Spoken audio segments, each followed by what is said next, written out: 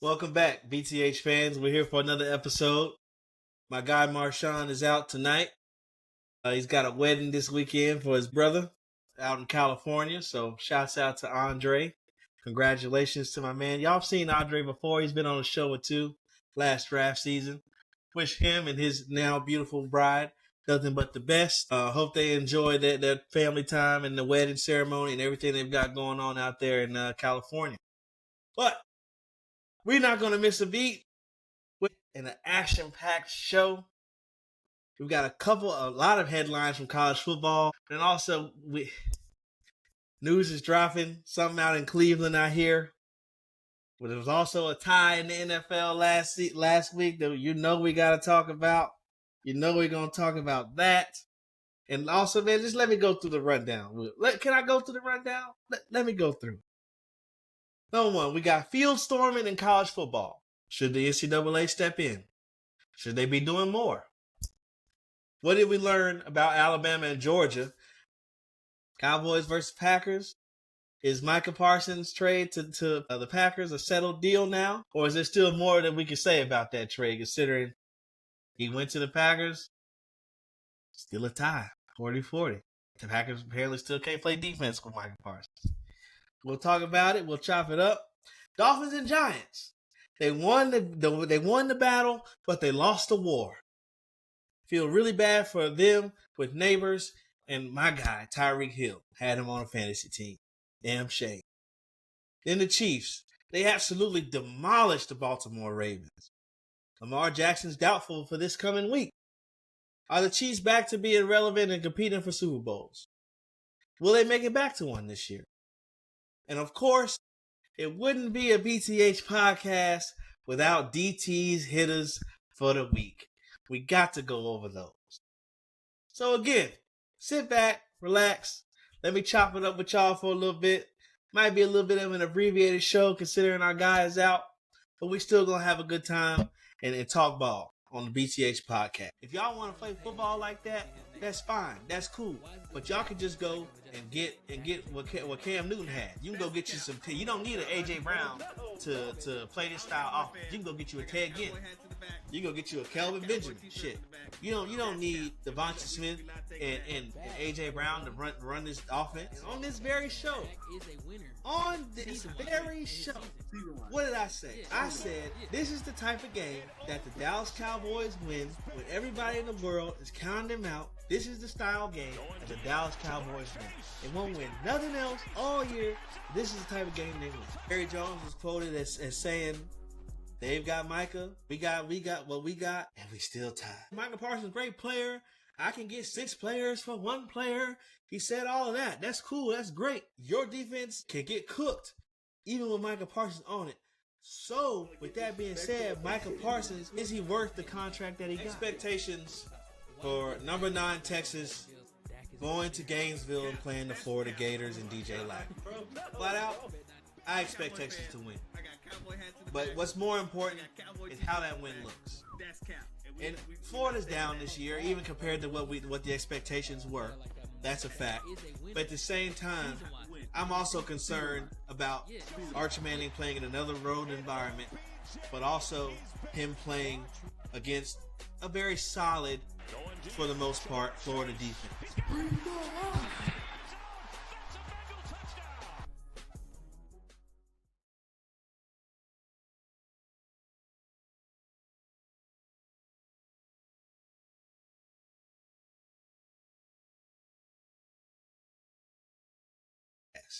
Cleveland Browns. If you guys recall, a few weeks back, I told y'all and Marshawn that Joe Flacco was going to shit the bed. They was going to let Dylan Gabriel get a little run. And Shedeur was going to finally get his chance. I'm thinking about week 7, Shedeur going to be in the game. I say by week 7. Now, if you recall from last week's show, I also said that it would be a bit premature to pull Joe Flacco right now. And I thought that, considering the fact that, Dylan Gabriel's a 5th round pick and Shedeur, I believe, was a 7th round pick, it just didn't really make sense to pull Joe Flacco, a guy who's won a Super Bowl. Obviously, they carried him, whatever. He still won the Super Bowl. And a guy that's got good experience in the league, to take him out for a 5th and 7th round pick would be crazy only 4 weeks in. But that's what the Browns did. The Browns will always Brown, unfortunately. And so with that decision, let's see. Let's look at the stats over the first 4 games, right? In week 1 and 2, they've had both AFC North opponents with the Cincinnati Bengals first, with the Cincinnati Bengals in week 1 and the Baltimore Ravens in week 2, right? In the Cincinnati game, he went 31 for 45, 290 yards, 1 touchdown, 2 picks. Baltimore game, he went 25 for 45, 199 yards passing, 1 TD, 1 pick. Then we had Green Bay and Detroit. I don't know what's wrong with the North, but they gave him 4 straight North, either AFC or NFC opponents to start the season. But nonetheless, really, when you look at his stats all together, I mean, he's thrown a pick, at least 1 pick in every game. He struggled to get to 200 passing yards in 3 of the 4 games, with his low being against the Green Bay Packers at 142 yards passing. In that particular game, he had no touchdown passes. And so, was his performance poor? Yes. If they had a viable, I think that Shedeur is a viable backup quarterback. I think Shedeur is a starting quarterback in the NFL. At the end of the day, do you think that Shedeur Sanders is one of the best 32 quarterbacks in the world? And for me, that answer is emphatically yes. You may disagree. That's up to you. But this ain't about Shedeur. He's still 3rd string. So we're going to talk about that. Like I said, by week 7, he'll be in the game. But now they're going to Dillon Gabriel. And, I just want to take this opportunity, being that it's a solo show today, and talk about Dillon Gabriel. Not too much, but a little bit further than what I talked about in the previous shows, right? And so, any guy that's been in college 6 years, I can't trust it. That's just me. Right? I got his stats right here, right? Let's look at his college stats. He was at UCF from 2019 to 2021, Oklahoma for 2 years, and then Oregon for 1 season. In his final 3 seasons of college football, most NFL quarterbacks, they're the starter by year 2 or 3 in college, and then typically they only play about 3 years in college. The good ones only play 3 years in college. So let's just talk about his final 2 seasons in college football. This was his fifth and 6th year in college football. He had 30 touchdown passes, 6 interceptions both years, and he had 3,600 yards his 5th year, and 3,800 yards his 4th year. Those are pretty decent stats. But in the last year in particular, he was on a pretty great team. He had Evan Stewart, he had Trayshawn Holden, he had Tez Johnson. He had a pretty good wide receiver core, right? And I ain't going to say it's like an Alabama level or Ohio State level receiving core, but the receiving core was pretty good. And he had a pretty great season. Throwing 30 touchdowns and only 6 interceptions in any college football season is pretty phenomenal. And his performances have been repeatable, right? I believe in his last 3 seasons, he actually had 30 touchdowns and 6 interceptions. Correction, the first year in Oklahoma, he only had 25 touchdowns, but still the 6 picks. So the guy has a pretty decent level floor. But for me, again, you find me, and I know we really haven't seen many quarterbacks have 6 years in the NFL, but you find me a guy, or 6 years in college, excuse me. You find me a guy that played 6 years in college, or even 5, and turned out to be a franchise quarterback in the NFL, or even a starting level quarterback in the NFL. It just doesn't happen, right? And so a lot of the time, the development of these guys the perceived development of these guys is inflated the longer they stay in college, the better they look. But at that point, they've seen everything that college can offer in terms of defensive looks. They've been able to practice and get more and more and more reps. And so ultimately, what I think is going to happen when Dillon Gabriel hits an NFL field and live bullets are flying, I think he's going to perform poorly, right? I think that it's not going to go well. The Minnesota Vikings, his first start. I mean, they have looked very, very good on defense, right? They looked phenomenal last year. They've got Brian Flores calling plays on their defense. They're mixing up looks. They're getting good pass rush. The defense is humming, and that's a very, very difficult first start. It gets a little softer when he the Dolphins in 2 weeks, but then right after he plays the Vikings, he's got the Pittsburgh Steelers. We know. So, like I said, by that New England Patriots game, I see Shedeur in the starting lineup. That's how bad I think it's going to go in those 3 games. And that's just my thoughts on it. Now, moving on. SEC play is beginning for the Texas Longhorns. We're feeling pretty good about it. Defensively, Texas is looking pretty good, right? They haven't really played anybody but Ohio State. That's a fact. That's true. However, the defense returning a lot of starters, a lot of good ball players. Expectations for number 9 Texas going to Gainesville and playing the Florida Gators and DJ Lagway. Flat out, I expect Texas to win. But what's more important is how that win looks. And Florida's down this year, even compared to what the expectations were. That's a fact. But at the same time, I'm also concerned about Arch Manning playing in another road environment, but also him playing against a very solid, for the most part, Florida defense. You know, what I want to be able to see is the biggest thing I want to see from Arch Manning this week is I want to see him hit and make the easy throws. I want to see Arch Manning be able to hit the flats, hit the end breakers. If they're running digs with Ryan Wingo, I want him to see them be able to hit that on time and out in stride in front of Ryan Wingo and get DJ Moore involved. I think that's been a huge struggle for Arch Manning these first 3 weeks, right? He's had spotty performances even when he's been at his best over this 3-4 game sample size, right? He's never really put it together for a full, he's not really playing in the fourth quarter in these games. So not even the time he's playing in these games, he's not really putting it together for a full time span. And that's what I want to see. And to be honest with you, given the Quinn Ewers experience, I want to see him hit a few deep balls. Just 1 or 2. Right? And the more he misses, the more I want to see him complete in terms of that. Like if they come out and they want to get him in the full swing of things, first play is a deep shot and it's overthrown, but the guy's open. I've got a serious problem with that if we don't go back to it and I don't see him complete it. Because Texas Longhorn fans complained a lot about Quinn Ewers' deep ball and his inability to hit it and hit it consistently. And everybody told us that Arch Manning was going to be able to do it and perform effectively at it.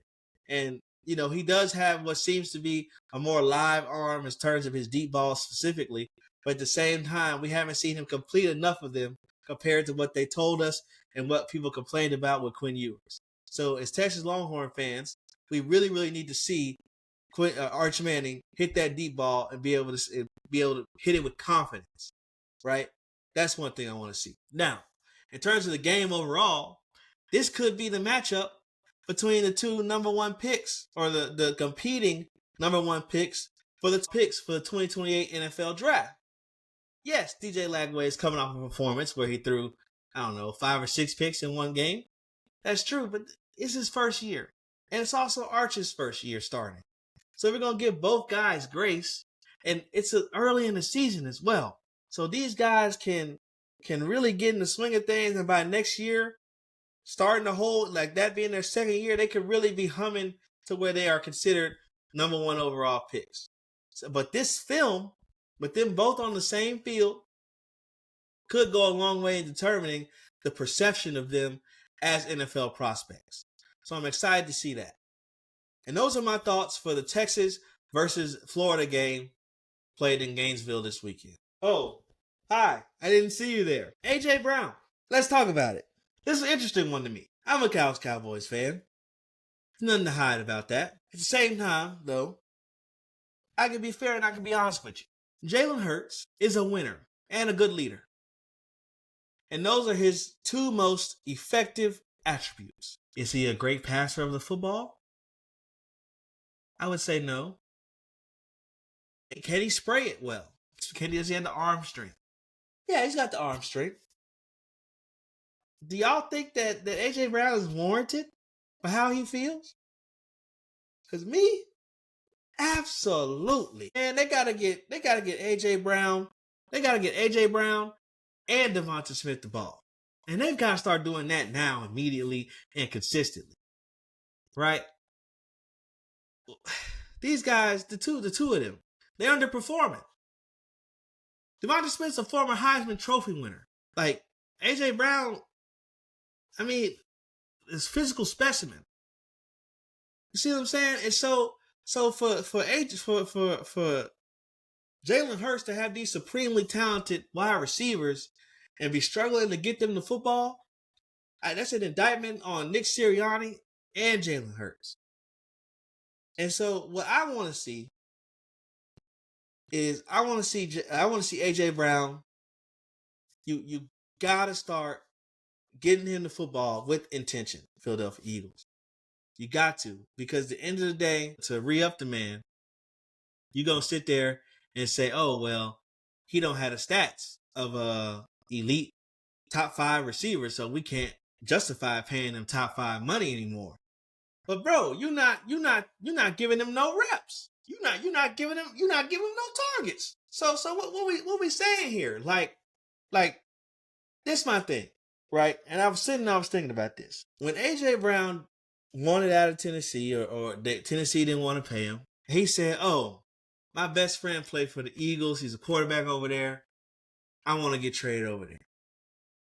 And Jalen Hurts, Eagles, they make it happen. Whoop-de-woo. He's over there with the Eagles. And do y'all think that in Jalen Hurts' mind, he was thinking, yeah, I'm going to be a threat to defenses, and that's going to help Jalen Hurts develop and get off, be in the MVP conversation, win a Super Bowl, legitimize his career, get him established. Me, on the other hand, I'm going to be barely scraping by to get to 1,000 yards, barely scraping by to get to 10 tutties, so on and so forth. Barely scraping by to be a relevant wide receiver. No, I think AJ Brown wants to be more than just a threat. He wants to be a realized threat. He wants to impact winning. And yes, the Eagles are 4-0. That's a fact.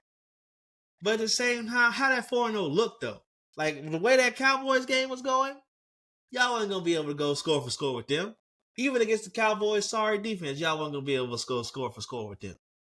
You know, Jalen Hurts is out there running around like he a running back, and I like it. Don't get me wrong, I like it. Like, but you gotta give me more than just scramble back and quarterback draw every time you're in a pinch, and like you gotta give me more than that. Like, you gotta give me Lamar Jackson with the passing game. Like, if you're gonna give me that level of running and running around and quarterback draws and all these design quarterback runs in terms of the draws, then you gotta give me more in the passing game too. You know, and especially where y'all roster built. If y'all want to play football like that, that's fine. That's cool. But y'all could just go and get what Cam Newton had. You can go get you some. You don't need an AJ Brown to play this style offense. You can go get you a Ted Ginn. You can go get you a Kelvin Benjamin. Shit. You don't need Devonta Smith and AJ Brown to run this offense. That's no disrespect to Cam. Cam could have used better offensive weapons too. That's not the point. The point is that if you want to lean on a quarterback's running ability more than their passing ability, and that's just going to be y'all style of play, y'all going to stick with it, y'all not going to get off of it, you don't need A.J. Brown. So in that regard, you are wasting A.J. Brown. And A.J. Brown is right in feeling like he ain't being listened to. And he not being taken care of and within how they operate as an organization, as a franchise. Should the Eagles trade him? It's not in the Eagles' interest to trade A.J. Brown. It's just not. Because, like I said, the Eagles like having A.J. Brown as a threat outside. They like having Devonta Smith as a threat outside. That keeps enough attention away from Jalen Hurts and Saquon Barkley for them to be able to get off. Not so much Saquon Barkley this year, but hell yeah for Jalen Hurts. That lets them get off. And so, but at the end of the day, though, A.J. Brown think he's, Jamar Chase. He think he's Justin Jefferson. He think he's DK Metcalf. He think he's up there with these guys. And he not getting focal pointed like those guys. And so he needs that, right? So I'm on A.J. Brown's side in this. In terms of strictly, I'm on his side in terms of him need to have plays called for him, need to get off the bus knowing he got 10 targets at least coming his way. And I ain't talking about no stretches. I ain't talking about no reverses. I'm not talking about lining him up in the backfield and giving him no carries. That we see how that worked with CeeDee Lamb. I'm talking about screens, comebacks, posts, all of it. The route tree. He can run it. Let's do it. And so that's my thoughts. That's my take with A.J. Brown. We don't want to see my man's reading no books, quoting no Bible verses. We want to see him catching the ball and getting active. That's what we want to see. So Philadelphia Eagles, Nick Sirianni, Jalen Hurts, help the man get active at the end of the day. Now, man, don't nobody want to admit this yet, but the New York Giants, just after 1 week, if they can keep this up going into the next week, they got something brewing. I know they lost Malik Neighbors, so I'm definitely not talking about them competing for anything relevant. But I like the swagger they have with Dayball and Dart and Scatterboo, excuse me. I like that. Like I said last week, they got the defense to be able to, have that rugged rush the passer, get him to the ground, play defense, run the ball, get grimy style wins, and so I think they have good culture brewing right now. After that week, they got a new life in them. They got a pep in their step. They can keep that flowing even with the loss of Malik Neighbors. I think they're in a good spot. Same thing with New York. I know they 0-4 now, I believe. But at the same time, you can really see that Aaron Glenn cares about his guys. And I appreciate that as a fan and as somebody that once was in the market for a head coach with Dallas Cowboys. We'll get to that later. And I just feel like, Aaron Glenn, he has the ear of his players. Like I heard that Justin Fields said this is the closest he ever been to a coach. And that's really, really good for Justin Fields' development. To have a guy that believes in you, that thinks you can be an elite level quarterback. Can Justin Fields be that?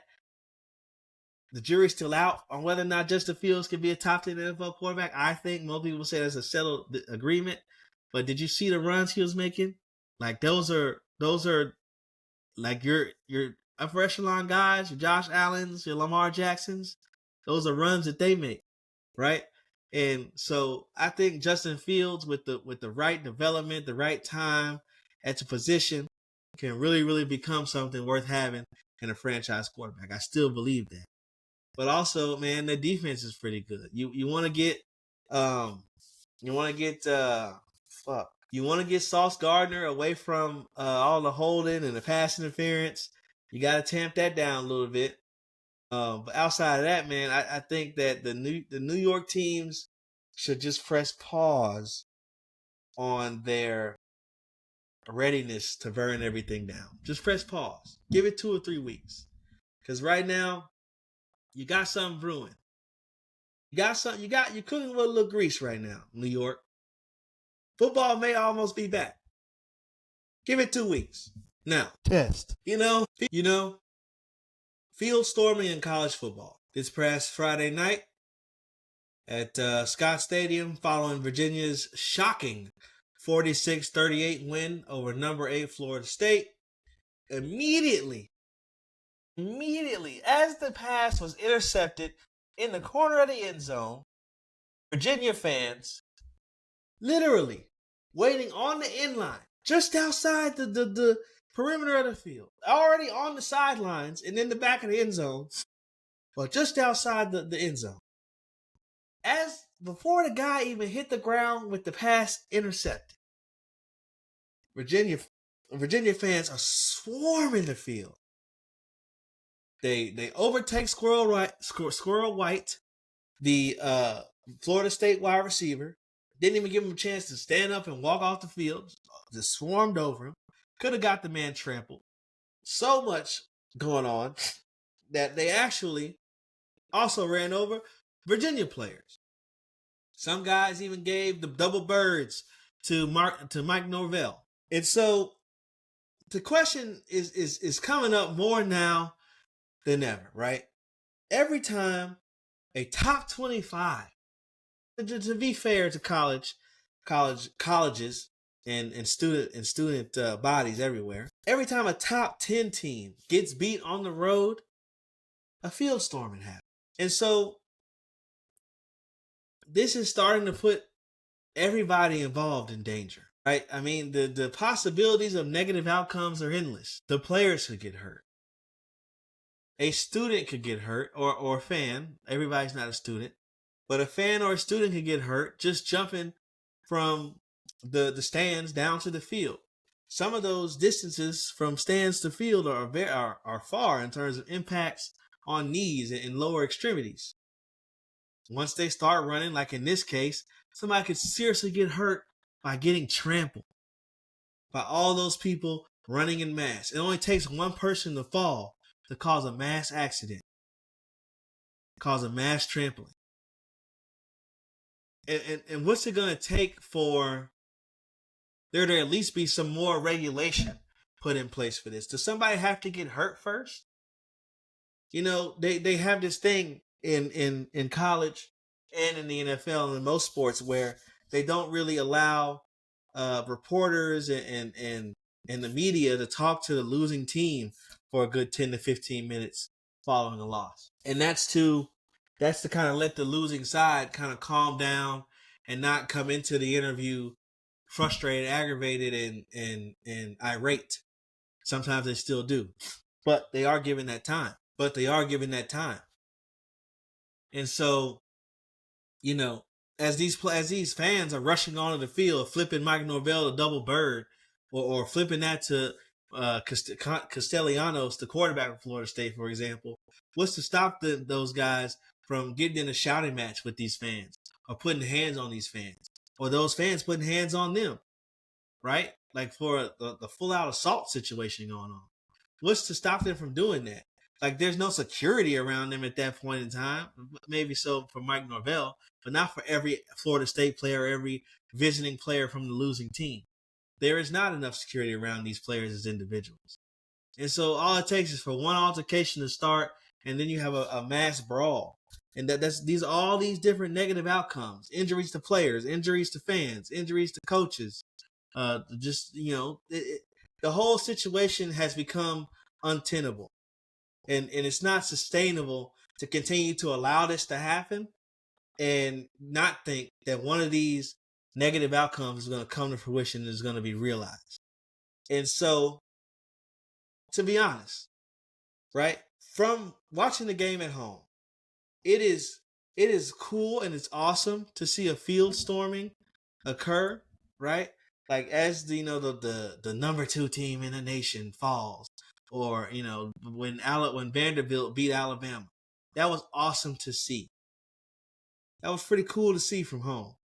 But at the same time, did we need to engage in that viral moment, both people in the stadium and people watching at home?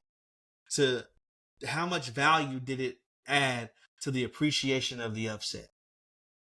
And I would argue not enough for the risk that all the people involved are partaking in, right? And so, in my opinion, the conferences and the NCAA need to do more to tamp this down. They've got to do more, right? The fines aren't enough. The schools are just paying the fines and moving on. And I don't know what that answer is. I've heard it said that it's pretty impossible to have enough security there to kind of prevent this from happening on a regular basis. It would cost too much to have enough security to prevent 100,000 people from overcoming 100 security guards. Having worked in NFL stadiums before with crowd ingress and egress, I understand that and I can appreciate that, right? You know, it only takes a couple people disobeying the rules of the security guard for the mass of people to realize that there's more people than there are security guards. Whether that number of security guards is 200 to the 100,000 or it's 500 to the 100,000. You know, it's not enough that you could do to prevent the students from trying to storm the field. And ultimately, once the line breaks somewhere, it's going to break everywhere.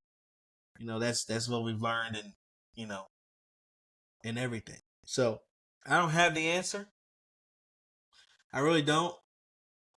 You know, finding the schools may not be the right answer. Because at the end of the day, let's say, for example, they double the fine. I think Virginia got fined $50,000 for their field storming against Florida State. Let's say that was $100,000. What does that change? They still storm the field. They still, just pay the fine and move on. And security is still too expensive. Maybe we can start suspending students that storm the field. Just giving you options. I don't know. But something has to be done. And like I said, it was fun while it lasted.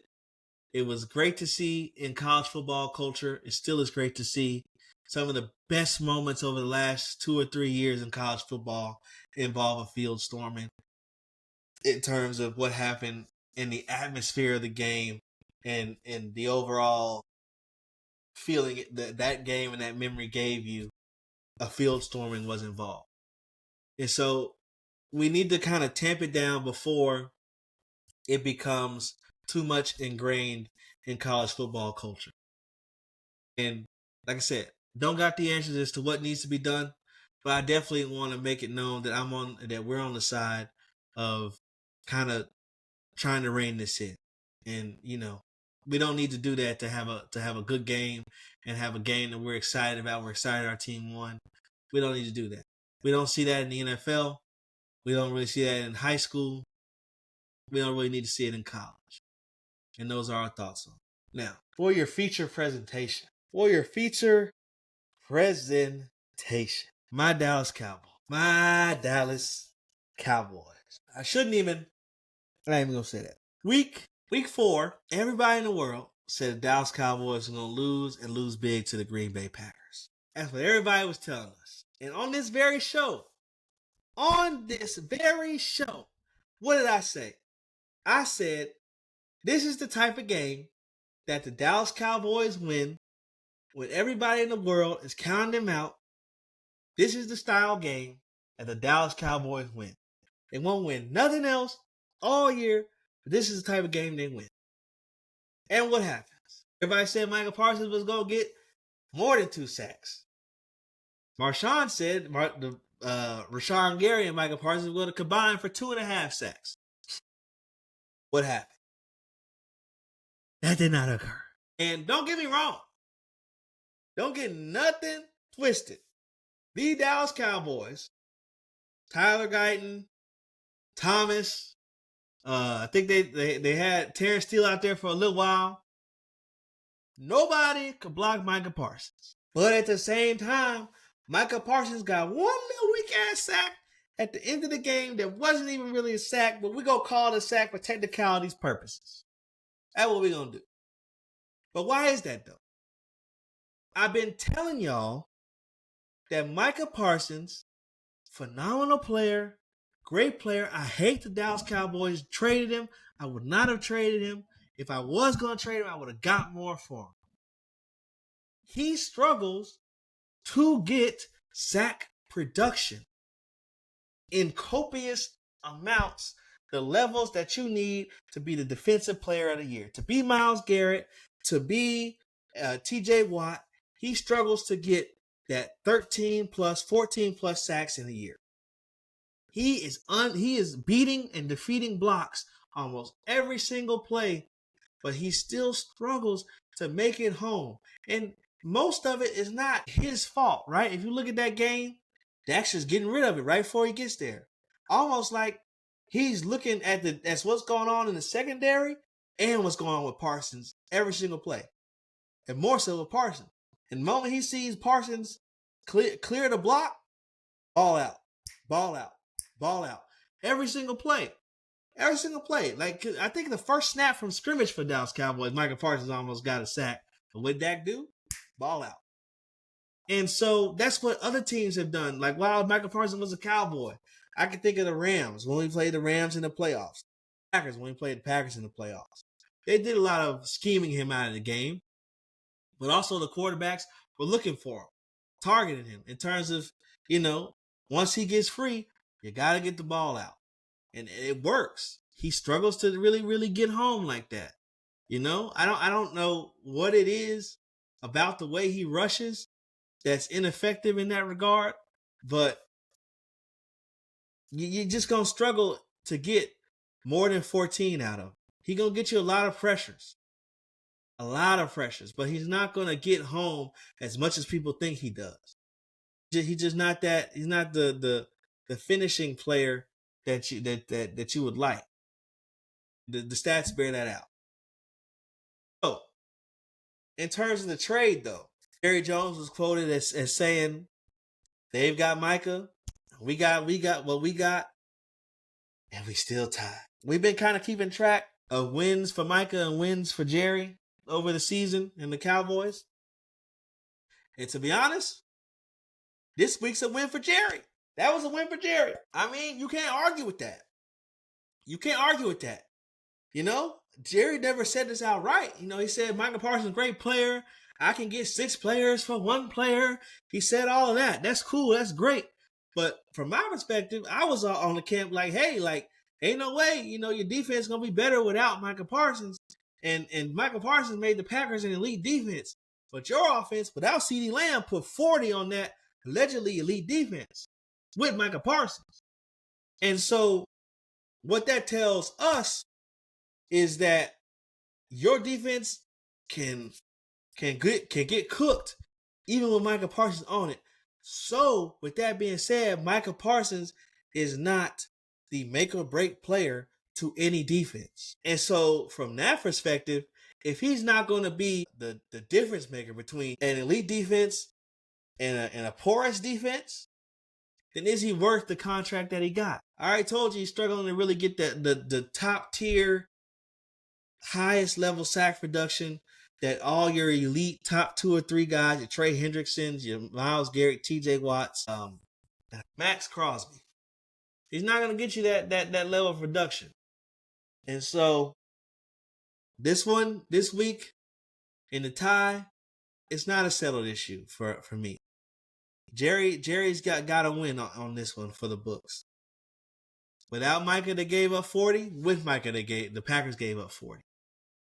What'd that tell you? Michael Parsons not really a difference maker everybody thought he was. Just telling you what stats, what happened with the game. Those are my thoughts and opinions. DT said it here first. Michael Parsons isn't the difference maker that everybody thought he was. And Jerry has an argument for why it was a good idea to not pay Michael Parsons. Can't argue with what happened on the field. Right? Another thing we need to talk about is Kansas City Chiefs. Y'all tell me in the comments. Y'all tell me. Did the Kansas City Chiefs look good? Or did the Baltimore Ravens look bad? That's a tough one. That's mighty tough to determine, in my opinion.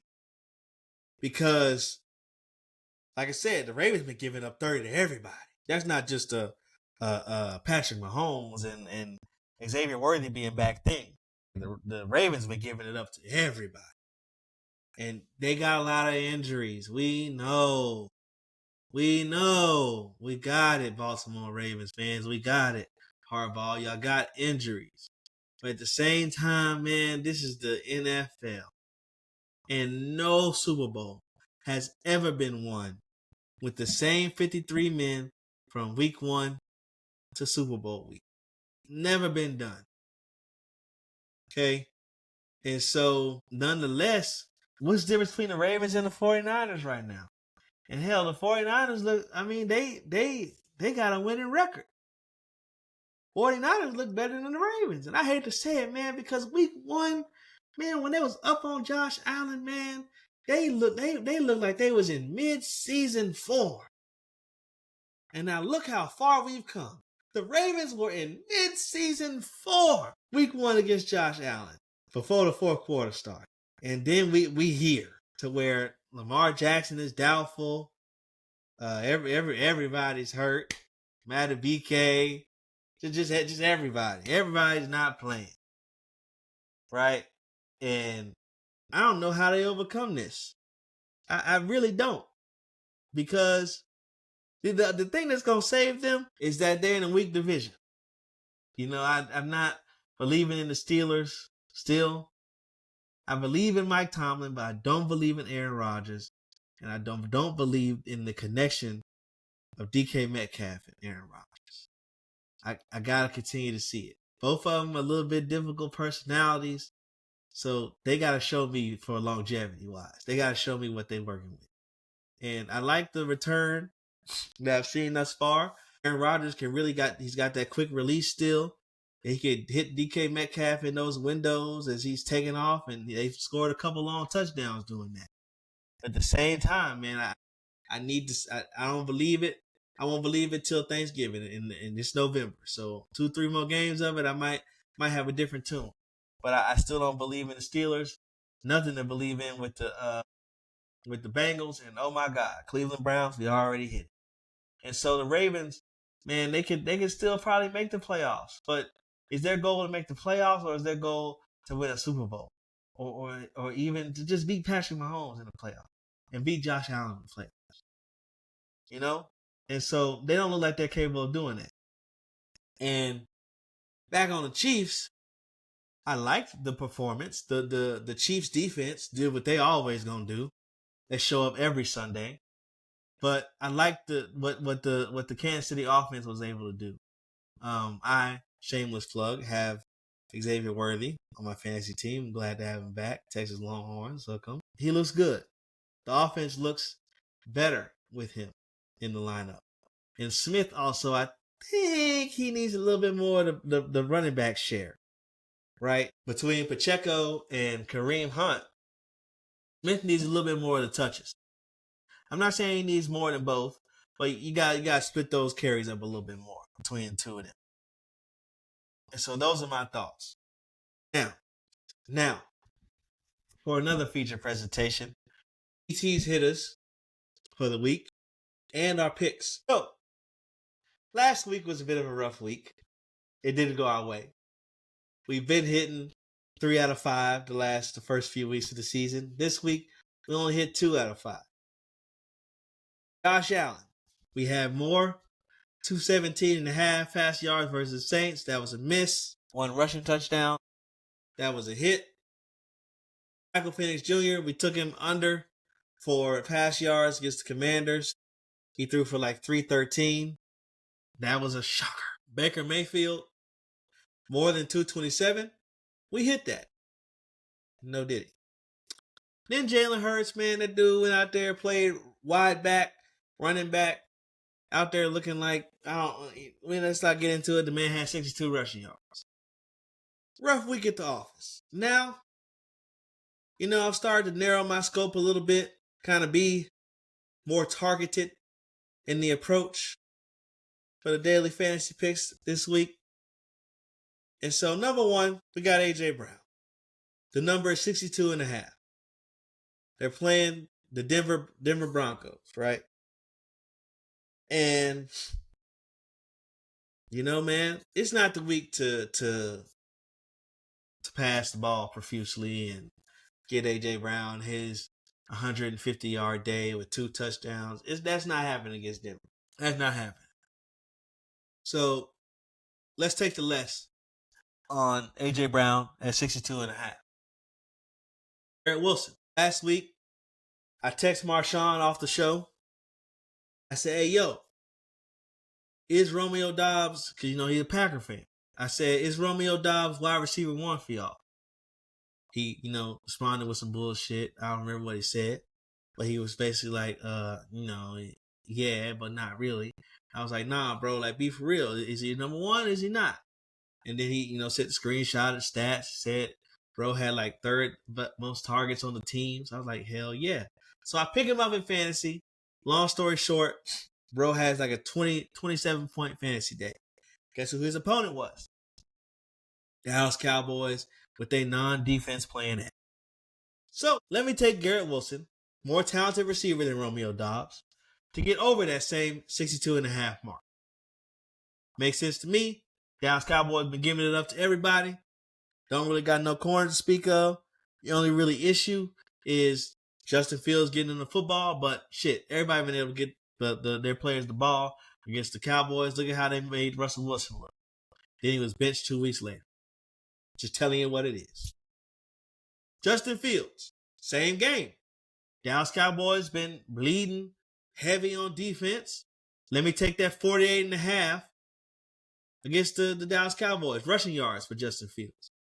Last week, Justin Fields had 81 rushing yards against the Dolphins. Comparable defenses. I think he can hit that number. Jared Goff, playing one of the worst defenses in football. Cincinnati Bengals. Everybody for him is healthy for the most part. The number's at 228.5. So again, that's a good buy. We'll take the more for Jared Goff, 228.5 passing yards. And those are our picks for the week. So let's go back over.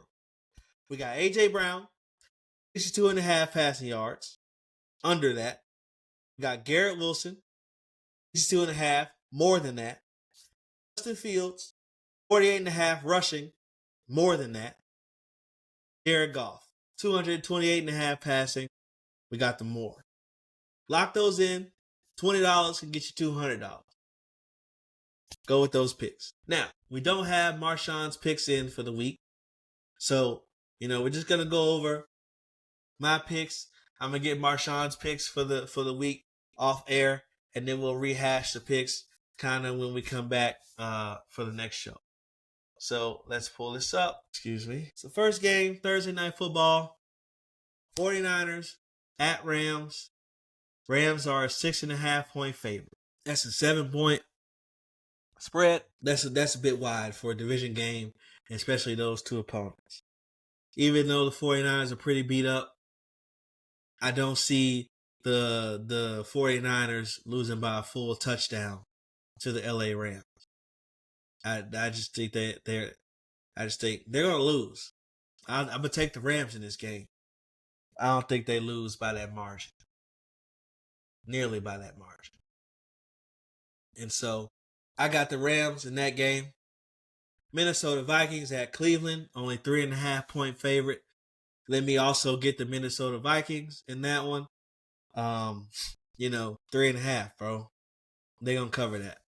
They can win by 4. The Raiders at the Indianapolis Colts, 6.5-point favorite. I don't know. Is this the week the Daniel Jones magic kind of falls off the rails? I don't think so. Not versus the Raiders. Let me take the Colts. I don't think they cover the spread. Colts win the game, but I don't think they cover the spread. Dallas Cowboys, 2.5-point favorite versus the New York Jets. Ultimately, Cowboys can't stop anybody, and the Jets can get a few stops, more than a few actually. And so I'm going to pick against my Dallas Cowboys in this game, and I'm going to take the New York Jets to win. Then we've got Denver Broncos at the Philadelphia Eagles. Eagles are 3.5-point favorite. That's the Eagles win. But like I said, I don't think that the Eagles pass a tremendous amount on the Denver Broncos. I do think they cover the measly 3.5 points. But I don't think they, air it out against them and get A.J. Brown going like he prefers. I don't see that happening. Miami Dolphins versus the Carolina Panthers. In that game, sort of a toss-up. Dolphins are a better team even without Tyreek Hill. I still believe. It really, to be honest, it comes down to whether you believe in Mike McDaniels or in I forget the head coach of the Carolina Panthers. Let's see. It comes down to whether you believe in Mike McDaniels or Dave Canales. And for me, I'm gonna take let me take the Panthers. I'll take the Panthers in this game. They beat the spread and win the game outright. And that's what I'm going with. I believe that the Carolina Panthers defense will get just enough stops, more so than the Dolphins defense, and they'll be able to come out with the victory. I say they win by, 7 points in that game. Houston Texans at the Baltimore Ravens. Sneaky good game this week. Texans have been underperforming on offense. Ravens have been underperforming on defense. What's the real story? I think that's the storyline in that game. Ravens are also not going to have Lamar Jackson. He's doubtful currently. He may play, but it's leaning towards not. So in that case, I'm going to take the Texans. The NFL is a quarterback league. Best quarterback usually wins. I'll take the Texans. New York Giants versus the New Orleans Saints. That's another somewhat tough game.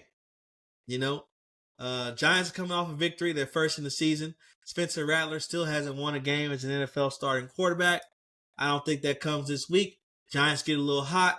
Give me the Giants. Cover the 1.5 in New Orleans. Tennessee Titans at Arizona Cardinals. Without a doubt, let me take my division champion Arizona Cardinals pick. They're going to win by that 8 points and beat that. The Tampa Bay Buccaneers at the Seattle Seahawks. Very good game. Low-key game. I really, really think that's going to be a defensive laden matchup. The open points total, the points total now, points total is 44.5. That's about where I think it'll be. I don't think either team gets out of the 20s in terms of 29 or more, for sure. But who would you rather have, Sam Darnold or Baker Mayfield? And Baker Mayfield also has better weapons. And defensive play caller, because both are the head coach, is really a toss-up. So, to be honest with you, I'm going to take Tampa Bay in this game to win the game outright. That's my pick. Then we have Commanders at Chargers. Both teams coming off a loss. Both teams need to establish that they are a real contender or at least a playoff team. And so this is going to be a good matchup for both organizations. Long story short, I think that Justin Herbert and the Los Angeles Chargers will win this game because Derwin James will make more plays than the Commanders defense will make on their own. And so I think Derwin James is a baller, a playmaker. Justin Herbert kind of responds to the rough week he had last week. I know they still might be without their left tackle, Joe Alt, but still, I think they come out with the victory handily, to be honest with you. They win by more than 7. Detroit Lions at the Cincinnati Bengals. That's a 10. The Lions are a 10.5 point favorite. That's a huge number, but not so much when you consider the matchup. I say Detroit Lions and they cover. Then we have Sunday Night Football. New England Patriots at the Buffalo Bills. The Bills are coming off a victory against the Saints where they kind of played with their food a little bit. At the same time, the New England Patriots, they seem to have found something with putting Diggs in the slot and getting busy that way. So this game, though, it seems like it will be in Buffalo. So with that being said, I'm going to take the Buffalo Bills to win the game. If the game was in New England, I might feel differently, just because everybody's going to lose 2 or 3. And the goal and the objective is to pick the right 2 or 3, at least. And I think the Patriots might be able to get them if the game was in New England. But we'll see down the road when that game comes back around. Then we've got Kansas City Chiefs at the Jacksonville Jaguars. That's the Monday Night Football game. In that one, Chiefs are 3.5 point favorite. The game's being played in Jacksonville. Can Travis Etienne continue his hot streak against that vaunted Chiefs defense? I say no. Chiefs win the game. They cover the 3.5. Xavier Worthy also has 100-yard receiving day. So, with that being said, look, thank y'all for tuning in to the show. I know it was an abbreviated show for today.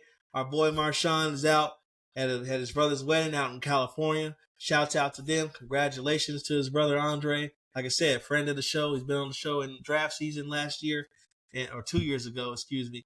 And so big ups to them and what they've got going on. But hey, man, we're at 41 subscribers on YouTube, about 42 followers on TikTok. Please, if you like our content, please like, subscribe, and keep the comments coming. We try to respond to every one of them. Keep those coming. Help us get to 100 subscribers on YouTube and 100 followers on TikTok. We really enjoy this content, and it seems like y'all are enjoying it too. We could be a match for each other. Bring the House Podcast. We out. I don't want to get disrespectful. They better just burn the page if you see his name. Why is it good for Dak, but it's not good for Justin Fields? Dak is a winner. Cap. That's the cap. Oh my God, bro. No, bro. I'm a Cowboy fan. I got Cowboy hats in the back. I got Cowboy t-shirts in the back. That's cap. And we not taking that. Our back, Huddle Buddies. How y'all like that new name? Dak is a winner. Season-wise. Win. In his season. Season-wise. Yeah. Season. Yeah. And OBJ is back. Watch. Going deep. Jamar Chase. He's got it. Chase to the